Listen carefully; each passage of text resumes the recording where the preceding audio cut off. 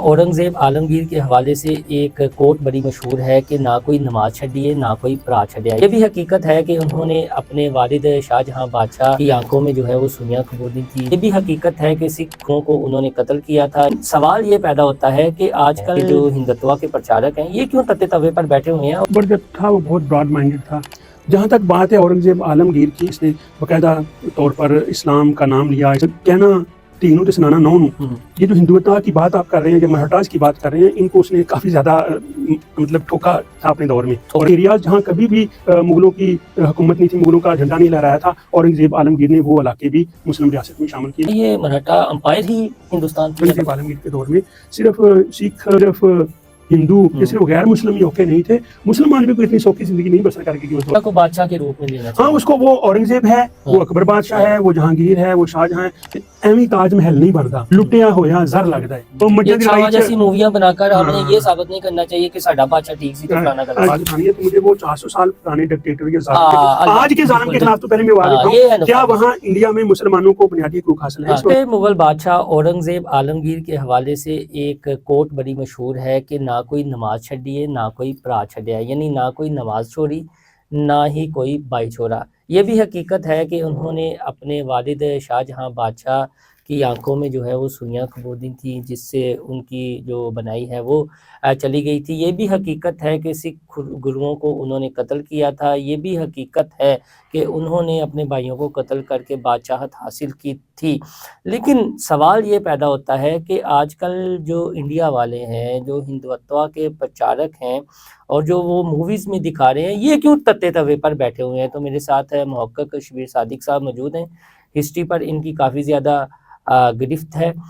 इनसे ये बात हम समझने की कोशिश करेंगे कि ये जो मराठा हैं, ये जो हिंदुत्व के प्रचारक हैं, ये क्यों तत्ते तवे पर बैठे हुए हैं और औरंगज़ेब आलमगीर को के हवाले से इनको क्या गुस्सा है, ये क्यों उनकी किरदार कुशी पर उतरे हुए हैं। ये तो सिखों को भी करना चाहिए, फिर मुसलमानों को भी करना चाहिए, लेकिन ये हिंदू आजकल जो शुरू हुए हैं फिल्मों के ज़रिए। इससे पहले मैंने जिक्र किया था पद्मावत मूवी थी, अपना शबीर भाई तो अलाउद्दीन खिलजी के हवाले से कहा था अकबर बादशाह इनको बहुत अच्छा लगता है। तो ये थोड़ा सा बताएं, अकबर बादशाह ने भी तो उतनी ही हुक्मरानी की है जितनी इन्होंने हुक्मरानी की है, जितने साल औरंगज़ेब आलमगीर ने। बहुत शुक्रिया जी, आपने मुझे गुफ्तगू का मौका दिया। सबसे पहले बात यह है कि अकबर का आपने हवाला दिया। अकबर जब था वो बहुत ब्रॉड माइंडेड था, वो रिलीजन से उसका कोई ख़ास इतना लेन देन नहीं था, बल्कि उसने तो एक नया दीन ईजाद कर दिया था, दीन इलाही के नाम से। तो उसमें वो हिंदुओं को, मुसलमानों को, वो कहते हैं कि सब इकट्ठे ही हम और हमारा एक ही है रहन सहन, कोई ख़ास डिफरेंस नहीं है। तो उसने हुकूमत में भी उनको बड़ा मतलब अहम ओहदे दिए रखे थे हिंदुओं को और दीगर। जी जी। तो उस वजह से फिर यह है कि देखें, मज़हब पे कोई अमल करे ना करे, लेकिन मज़हब प्यारा बड़ा लगता है। जिस भी आप मज़हब से, जिस भी आप फ़िरके से तल्लुक़ रखते होते, उसके साथ आपका एक दिली लगाव होता है।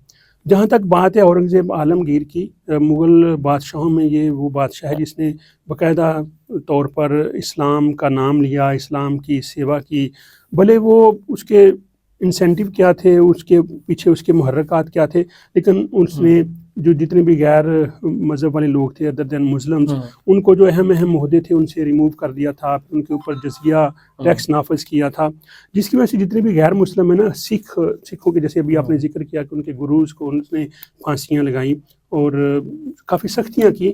तो डेफिनेट है, जब आप किसी मज़हब से इस तरह का सलूक करेंगे, बर्ताव करेंगे, उनके बड़ों के साथ ये बर्ताव करेंगे और जनता के साथ ये बर्ताव करेंगे, तो आपके ख़िलाफ़ एक रिएक्शन तो आएगा। तो अच्छा, ये रिएक्शन आज इतने 100 साल बाद जो है, इसकी समझ वाकई बालातर है, समझ से बालातर है कि इतनी सदियां गुजर गई हैं और आज आप गड़े मुर्दे उखाड़ने बैठ जाएं, तो डेफिनेटली ये भी एक कोई इतनी सेन माइंडेड लोगों को ये अच्छा नहीं लगता जो कुछ आज वहाँ हो रहा है। के पीछे मुहर्रकात पॉलिटिकल भी हो सकते हैं। डेफिनेटली वो बेसिकली वो कहते हैं ना कि कहना तीनों ते सुनाना नौ नू। ये जो हिंदुत्व की बात आप कर रहे हैं या मराठास की बात कर रहे हैं, इनको उसने काफ़ी ज़्यादा मतलब ठोका था अपने दौर में औरंगज़ेब आलमगीर ने। मतलब वो उसकी अपने जब उसके अब्बू का दौर था, बादशाह था, तो वो शहजादे के तौर पर उसने उसको एक ऐसे इलाके में ड्यूटी दी गई थी कि जहाँ वो सरकोबी कर रहा था मराठों की। तो जब बादशाह ने अपना वली अहद बनाना था, तो उसका जो भाई था اس کو اس نے نامزد کر دیا تو اورنگزیب کو اچھا نہیں لگا، تو یہ مرکز میں واپس آ کر اس نے اپنے بھائیوں سے بھی جنگ کی، لڑائی کی اور اپنا تخت سنبھال لیا. اور جب بات مغل سلطنت جو تھی سب سے زیادہ وسیع جو ہوئی تھی نا، سب سے زیادہ جو اس کی سرحدیں وہ اورنگزیب عالمگیر کے دور میں تھی. یہ بہت بڑا یہ واریر تھا، بہت بڑا یہ جنگجو تھا، اور اس نے اپنے مطلب مہارت سے، اپنی جنگی جو اس کی مہارتیں تھیں اس کی بنیاد پر اپنی مغل سلطنت کو بہت زیادہ وسعت دے دی تھی. یہ بھی ایک ریزن تھی کہ وہ ایریاز جہاں کبھی بھی مغلوں کی حکومت نہیں تھی، مغلوں کا جھنڈا نہیں لہرایا تھا، اورنگزیب عالمگیر نے وہ علاقے بھی مسلم ریاست میں شامل کیے، مغل ریاست میں شامل کیے. تو ڈیفینیٹلی ایک ایسا بادشاہ جو اپنی ریاست کو وسیع کرے گا، اور جو کئی صدیوں سے مرہٹاز چل رہے تھے ان کے علاقوں کو بھی اس نے اپنے قبضے میں کیا اور مغل سلطنت میں شامل کیا، تو ان کے جو نسلیں ظاہر ہیں اس کو کبھی بھی اچھا نہیں کہیں گے. کیا یہ مراٹھا امپائر ہی ہندوستان تھی یا برصغیر تھے سارا کچھ؟ نہیں برصغیر ایک الگ سے بس ایک ریاست تھی. نہیں، یہ جو یہ ہندوستان جس کی ہم بات کرتے ہیں اگر بیفور پارٹیشن، تو اس میں پرنسلی اسٹیٹس تو جب پارٹیشن ہوئی تھی نا انڈیا پاکستان بنا تھا، تب بھی 635 ریاستیں تھیں جو پرنسلی اسٹیٹس تھیں جہاں راجے مہاراجے حکومت کرتے تھے، ادر دین جو جتنی جہاں برٹش رول تھا. تو 635 ریاستیں تو اب تھیں، لیکن اس سے پہلے شاید اس سے بھی زیادہ تعداد تھی. چھوٹی بڑی ریاستیں ہزاروں کی تعداد میں تھی، چھوٹی بڑی، اور ایک پورا ملک ہندوستان تھا. تو وہ جو چھوٹے چھوٹے راجے مہاراجے تھے وہ کوئی ایک ریاست کا، کوئی 2 ریاستوں کو، 10 ریاستوں کا، کچھ 100 ریاستوں کا ایک کٹ تھا. تو مراٹھاز بھی ایک بہت بڑے علاقے کے اوپر وہ ان کی حکومت چلتی آ رہی تھی. سچ ہے کہ انہوں نے ٹف ٹائم دیا، ٹف ٹائم ڈیفینیٹلی، انہوں نے بہت جرت مند تھے، بڑے بہادر تھے. ہم ان کی بھی جرت اور بہادری کو سلام پیش کرتے ہیں. دیکھیں مذہب اپنی جگہ پہ، لیکن اپنی ریاست کے لیے، اپنے وطن کے لیے، اپنی سرزمین کے لیے جان کی بازی لگانا ڈیفینیٹلی ان کا بہت بڑا ایک، اور آج تک لوگ ان کی بہادری کو یاد کرتے ہیں. لیکن ڈیفینیٹلی اگر مراٹھاز کو ہرایا تھا تو یہ اورنگزیب عالمگیر کی بھی بہادری ہے، اس کی بھی ایک ویژن ہے. اور بہادروں کی قدر کی جانی چاہیے، بہادروں کی قدر کی جانی، نہ آپ ان کے مقبروں کے پیچھے پڑ جائیں گے. نہیں، یہ سوچ میں سمجھتا ہوں کہ اچھی نہیں ہے کہ اتنے 100 سال بعد، آپ 400 سال گزر گئے ہیں، آپ اس کے دور کو 50-51 سال اس نے برصغیر پاک و ہند پہ حکومت کی، اپنی سلطنت کو بھی اس نے وسیع کیا، اور اس کے اوپر یہ الزام ہے کہ وہ تھوڑا سا مذہبی رنگ تھا، مذہبی ٹچ تھا. سمجھ لے کہ اس نے جو غیر مسلموں پہ ٹیکس لگایا اور غیر مسلموں کو بڑے بڑے عہدوں سے، یا صرف غیر مسلمان سب یہ اچھا یہ بھی بات ہے. جیسے آج کے پاکستان کی اگر ہم بات کریں تو ہندوستان کی بات کر لیں، یہاں کہا جاتا ہے جی، میں چلیں آج کے پاکستان کی شاید مثال زیادہ سمجھ آئے گی کہ ہمارے یہاں کچھ کہتے ہیں کہ جی منورٹیز کو، انڈیا والے نہیں سمجھ آنی چاہیے، ہاں آئے گی، ان کو بھی آئے گی کہ منورٹیز کو بنیادی حقوق حاصل نہیں ہیں یہاں پاکستان میں. تو میں پوچھتا ہوں کہ کیا میجورٹی کو بنیادی حقوق حاصل ہیں؟ سمپل سی گل ہے. اچھا روزگار کے مواقع نہیں ہے، تو جو میجورٹی والے مسلمان ہیں کیا ان کو روزگار مل رہا ہے؟ پاکستان میں مسئلے کا شکار ہر جنتا، بھلے وہ مسلمان ہے، بھلے وہ کرسچن، ہمارے بھائی ہیں، سکھ ہمارے بھائی ہیں، ہندو ہمارے، دیکھیں ہمارے سوسائٹی میں رہتے ہیں، جو بھی یہاں رہتا ہے وہ ہمارے پاکستانی بھائی ہیں. تو ان کو اگر مسئلے ہیں تو مسلمانوں کو بھی مسئلے ہیں. ایسے ہی اس دور کے اورنگزیب عالمگیر کے دور میں صرف سکھ، صرف ہندو یا صرف غیر مسلم ہی اوکھے نہیں تھے، مسلمان بھی کوئی اتنی سوکھی زندگی نہیں بسر کر کے اس دور میں. کیا آپ دیکھ لیں اکبر بادشاہ کے دور میں کیا مسلمان خوش تھے؟ اگر ہم دیکھیں تو یہ موومنٹ جو ہمیں چلتی نظر آتی ہے دلہ بھٹی کی، وہ مسلمان تھا نا، تو وہ اکبر بادشاہ کے خلاف لڑا اور اس نے اس کی مطلب اپنی موت کو بھی گلے لگایا. اس پر فلم بنائیں گے نا انڈیا والے تو اس میں فکری بددیانتی کر دیں گے یا تاریخ کو مسخ کرنے کی کوشش کریں گے کہ اکبر بادشاہ نے جو ہے وہ مزاحمتی جو تحریکیں ہیں، موومنٹس تھیں، ان کو ان کی سرکوبی کی، ان کو کچلا، بڑا اچھا کام. ہاں اگر وہ دلہ بھٹی کے خلاف لڑ رہا ہے تو وہ ٹھیک ہے، کچھ لوگ کہیں گے جسٹیفائی کر لیں گے. بات یہ ہے کہ جو بادشاہت ہے نا، کنگ شپ ہے یا حکومت ہے، ایون کنگ شپ کے آج ہم ڈکٹیٹرشپ لگا لیں گے، ایون سو کال ڈیموکریسی کی اگر ہم بات کر لیں تو اس کا اپنا ایک طریقہ کار ہوتا ہے رول اوور کرنے کا. عوام جنتا اس کے لیے مطلب اتنی اہم نہیں ہوتی، یعنی بادشاہ کو بادشاہ کے روپ میں لینا چاہیے. ہاں اس کو، وہ اورنگزیب ہے، وہ اکبر بادشاہ ہے، وہ جہانگیر ہے، وہ شاہجہاں ہیں، ان کی اپنی ایک لینگویج ہوتی ہے، ان کے اپنا ایک طور طریقہ ہوتا ہے. چاہے وہ یہ مراٹھا راجے ہیں، ہاں وہ بھی ظاہر انہوں نے اپنے علاقے میں جو حکومت کی ہے، اگر ہم ان کو دیکھیں تو ہمیں بے شمار اس قسم کے داستانیں ملیں گی کہ جہاں جنتا جو ہے وہ تنگ ہوئی. اگر کسی کی ریاست میں عوام اتنے خوش ہوں نا، وہ ایک بڑا مشہور شعر ارشد منظور ہے ہمارے بڑے پیارے شاعر پنجابی کے، وہ تاج محل کی میں بات کروں گا تو وہ سمجھ آ جائے گی کہ وہ کہتے ہیں کہ ایویں تاج محل نہیں بنتا ਐਵੇਂ ਹੀ ਤਾਜ ਮਹਿਲ ਨਹੀਂ ਬਣਦਾ, ਲੁੱਟਿਆ ਹੋਇਆ ਜ਼ਰ ਲੱਗਦਾ ਹੈ। ਲੁੱਟਿਆ ਹੋਇਆ ਜ਼ਰ ਵੀ ਜ਼ਰਾ ਸਮਝਾ ਦਿਓ ਨਾ। ਜ਼ਰ ਪੈਸਾ ਪੈਸਾ, ਦੌਲਤ ਹਾਂਜੀ। ਕਿ ਤਾਜ ਮਹਿਲ ਐਵੇਂ ਨਹੀਂ ਬਣ ਜਾਂਦਾ ਲੂਟ ਮਾਰ کا ਪੈسہ لگ کے تو وہ جس طرح وہ محمود غزنوی کے حوالے نال وہ چکن اس کے بارے میں بھی کہا جاتا ہے کہ وہ بت شکنی تو ایک تھی، ہاں، وہ اصل میں لوٹ مار کرنے کے لیے آتا تھا. تو ٹھیک ہے، ہر بادشاہ لیکن کے وہ ایک اپنا پروفیسر انداز. رفیق اختر صاحب نے وہ ہسٹری درست کرنے کی کوشش کی ہے. ان کا یہ کہنا تھا کہ اب آپ یہ دیکھیں، یہ چونکہ انڈیا والے اب چونکہ کر رہے ہیں تو بات کرنی چاہیے، اور انڈیا والوں کو تو ہم آئینہ دکھاتے رہیں گے تاکہ آپ کو بھی سچ میرا سننے خیال ہے کی کہ ہمت انڈیا ملے۔ سارا نہیں کہنا چاہیے، وہ مخصوص ایک مخصوص اپروچ کے لابی، جو ہم لوگ ہیں انڈیا میں بھی مخصوص بڑے ہاں ایسے جی، ہیں جو مخصوص لابی جو اس طرح ہاں کی جی جی فلمیں جی یا اس طرح کا لٹریچر پتہ نہیں کہاں سے نکال لاتے ہیں. نکال لاتی ہے۔ ایشو یہ ہے کہ محمود غزنوی اگر یہاں پر آیا تھا تو اس کی وجہ یہ تھی کہ اس وقت کے جو راجہ رام یا اس طرح کے کوئی راجہ تھے، پہلے انہوں نے وہاں پر چڑھائی کی تھی، کئی حملے کیے تھے، پھر وہ اپنے دفاع میں یہاں پر آ گئے۔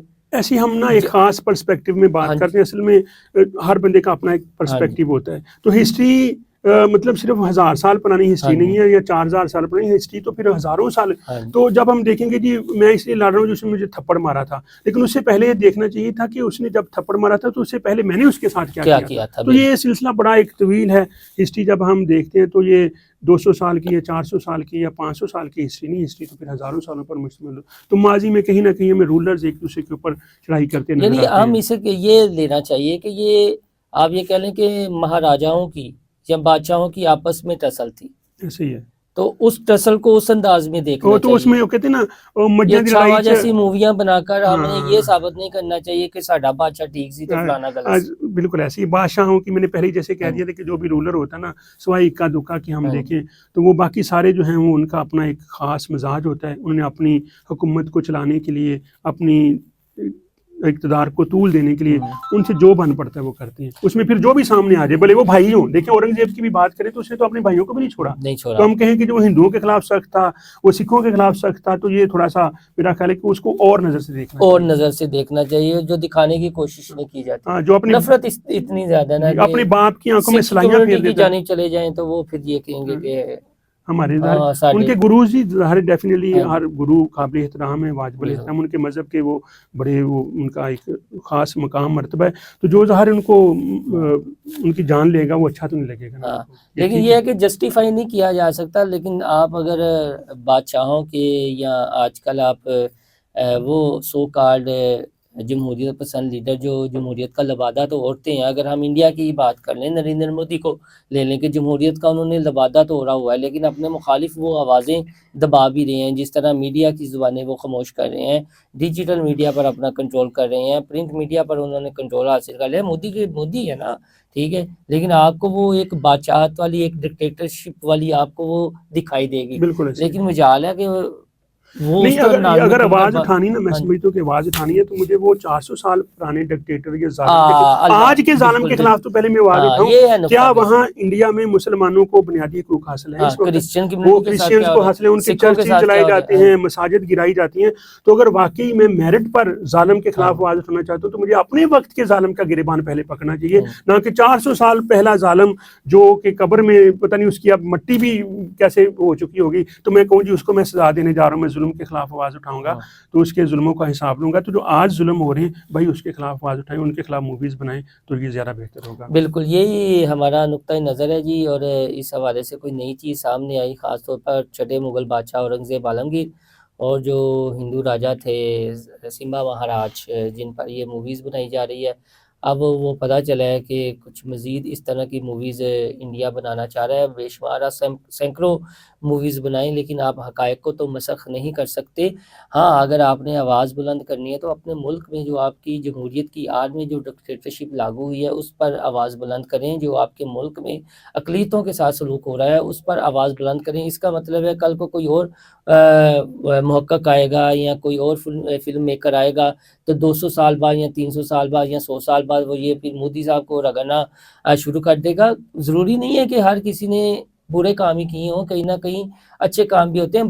بہرحال جن کا مزاج راجوں والا ہے، بادشاہوں والا ہے، وہ اپنی مرضی کے کچھ نہ کچھ تو کرتے رہتے ہیں. لیکن یہ جو چھاوا جیسی موویاں بن رہی ہیں، میں پھر جاتے جاتے ایک بات کر دوں، یہ اس لیے ہیں کہ گھرے مردے اکھاڑنے کی کوشش کی جاتی ہے جب ایشو کوئی نہ ہو، اور جب اپنے ملک پر توجہ نہ ہو، عوام کے مسائل حل کرنے نہ ہوں، تو پھر اس طرح کے گڑھے مردے اکھاڑے جاتے ہیں، پراپوگنڈا کیا جاتا ہے۔ اور اب یہ جو ایک خاص ہندو مائنڈ سیٹ ہے، جو ہندتوا کے پرچارک ہیں، وہ یہ چاہتے ہیں کہ مہاشٹرا میں جو اورنگزیب عالمگیر کا مقبرہ ہے چھٹے مغل بادشاہ کا، وہ کسی طریقے متنازع بنایا جائے اور یہاں سے اکھاڑا جائے۔ اسی مائنڈ سیٹ کے ساتھ یہ پراپوگنڈا موویز بنائی جا رہی ہیں۔ انڈیا اپنے آپ کو بہت لبرل سمجھتا ہے، وہ ان کی عوام کو بھی سوچنے کی ضرورت ہے کہ آیا یہ ہمارے لوگ کیا کر رہے ہیں۔ پہلے موجودہ ڈکٹیٹر جو نریندر مودی ہے، ڈکٹیٹر سے مراد یہ ہے کہ ڈکٹیٹرانہ سوچ ہی ہے نا، بے شک آپ وہ لے کر آئے ہیں، لیکن جو کچھ آپ کے انڈیا میں ہو رہا ہے وہ بھی تو ڈکا چھپا نہیں ہے۔ اس کے خلاف تو پہلے آواز بلند کر لیں، پہلے جس دور میں آپ رہ رہے ہیں اس کو تو ایک پرامن دور بنا لیں، اس کے بعد گڑھے مردے اکھاڑ لیں، لیکن پہلے جس دور میں آپ جی رہے ہیں اس دور کو تو ٹھیک کر لیں۔ اللہ حافظ۔